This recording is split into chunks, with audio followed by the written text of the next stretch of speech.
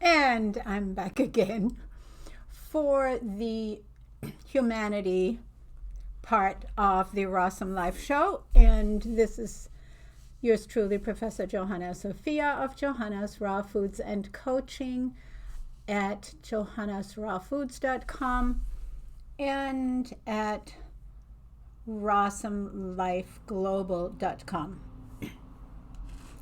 I wanted today to talk about money in this section of the show and the befuddlement that overcomes me from time to time about the insanity that humanity has maneuvered itself into. That, my phrase is, you have to pay to be alive. And of course, that started in any empire, right? You will have that in any empire.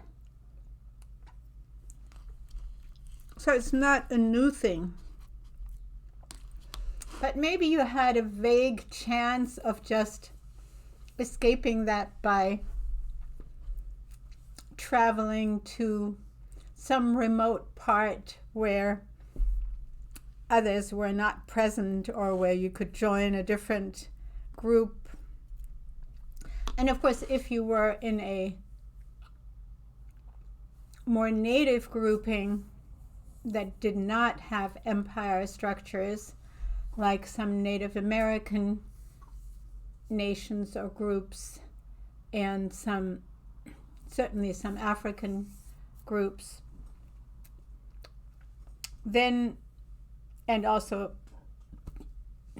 Asian, especially islander groups in the islands, Pacific Islanders, etc., then you were lucky to have communal governance and sharing, and of course still assignment of tasks, etc.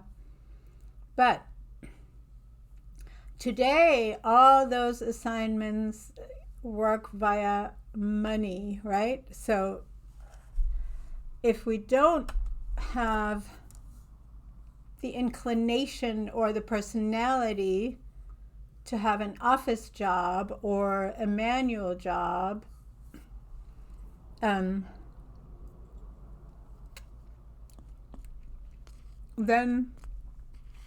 we're condemned to earning money somehow, somewhere, in order to have a roof over our head and some kind of access to food, right? Of course, we could go to the more socially adapt countries where you have a very good social network, and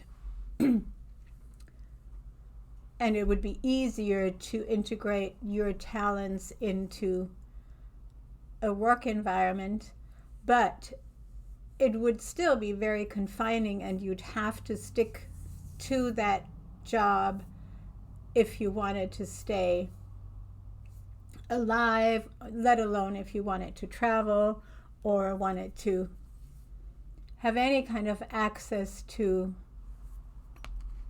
other things than just the absolute bare minimum. Meaning, interestingly, we've even monetized all cultural events, right? We've monetized theatrical events, musical events, certainly art. And what does that signify? That we have alienated that which makes us humans. We've sort of put that into the commercial, into the monetized part of our existence as well. Because in the end, what makes us humans is, of course, art. I just have to do something about this camera. It's just so, it's weird that I'm looking at this angle, but it's fine. So yeah, everything is monetized, and that which makes us humans, namely that we are creative beings, that we are community beings, that we want to share and be acknowledged in a group as who we are and what we can contribute, that we are artists, that we are musical, that we have language, that we have celebration. All of that, those are to me the very features that render us humans, as opposed to just another mammal, have been taken out of our natural daily life into these special monetized events, right? We go to a concert tickets are very expensive. We go to a art show, we have to purchase a piece of art. I have beautiful art here. I got to show you for a second. Look at that. I have on my wall and all around the house. You see some in the back there. So, but that's because I was born into an artist family and went to a Waldorf school where art is part of everyday learning and everyday being and everyday doing. And that includes drama, that includes music. Singing is part of almost every lesson, especially in the lower grades. And there's painting, and there's woodwork, there's sculpture, there's clay work, etc. So yeah, I guess I'm missing that at the moment a lot. To live as a human being actually means being allowed to express ourselves as those creative beings all the time, not just for a special, once a year I go to this workshops and for 3 days I can actually paint or so, and it's also that what I'm noticing, and I guess crying about a little bit, is that we're condemned to, if we are considered artists, to being pushed and categorized into this one category.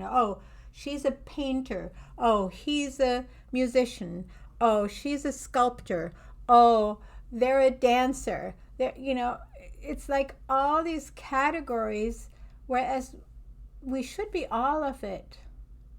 And yes, there are extra special talents that can do things that not everybody can do, which is wonderful. And of course, I don't want to miss being able to look at performances and etc. But the fact that there's no integration of art, but it's monetized and put out there, that's what I'm crying over today. And also that if you want to live as an expressive human being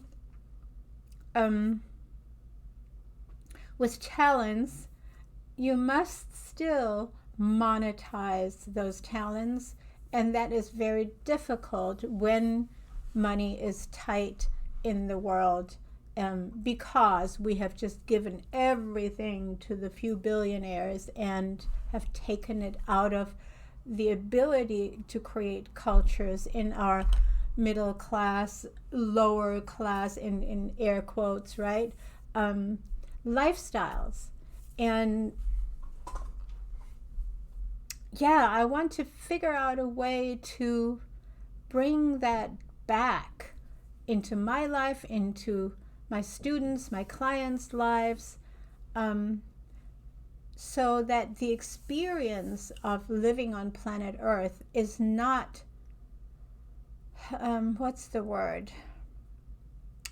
deteriorated to, or denigrated to, this mechanical work existence,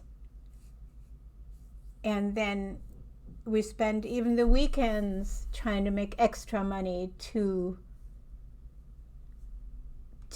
pay the bills, and or to go see a friend in a different town or country, or to have those kind of experiences, or to finally get to do what we always wanted to do, but it costs money to get the materials or the environment where we can, right? So yeah, I'm not being a guru who's saying, okay, I'm going to teach you the quick way to make money, but I'm challenging you to think about how we can create new kinds of environments in which money does not play the central governing role. Yeah, I think I'm more and more attracted to trying that kind of an environment. I'll see what happens, but I'll tell you more about what's happening in my money world. And of course, I wish I did not have to charge, but then again, nothing works without charging. Yeah, my father managed to not charge for his art, but he could do that because he had a lifelong employment, if you will, as a Waldorf teacher and speaker, and that kept him not at any kind of luxurious lifestyle, but it kept him traveling because people would invite him to come, and of course would have to cover his cost, and and because he had this position as a teacher, he could afford to give away his art. It's a beautiful notion, and I guess I have a little bit too much of that in my blood. I wish I could do that. So figuring out how to have groups that contribute a little bit and still have that sense of we're in this community together, creating life together, food and art and music and celebrations and experiences of nature, which is also something uniquely human, right? That we can so consciously experience the beauty of nature, of all different creatures, plants and animals alike. So how do we, if you have any ideas, what brings us more to that equilibrium between monetizing our talents and being able to integrate everybody's talents into a lifestyle full of creativity and communal appreciation. All right, so put your ideas wherever you can in the comments, wherever I will put this, and let's all talk about it and create groups that have lifestyles where money is not the governing issue, and yet groups that manage to monetize enough of their skills to function in this world as it is, because we can't change the entire world. All right, those are my money thoughts for today. And of course, if you want to join my groups, you will have to contribute, but I am very much for sliding scales and this ability to have exchanges that make sense for both parties. All right, so connect. Let's do this. Invite me to come and think about these issues and create creativity in groups. All right, that's it for today. This has been the Rawesome Life Show, the humanity part, talking about money and art and how we bring that back together. Ciao.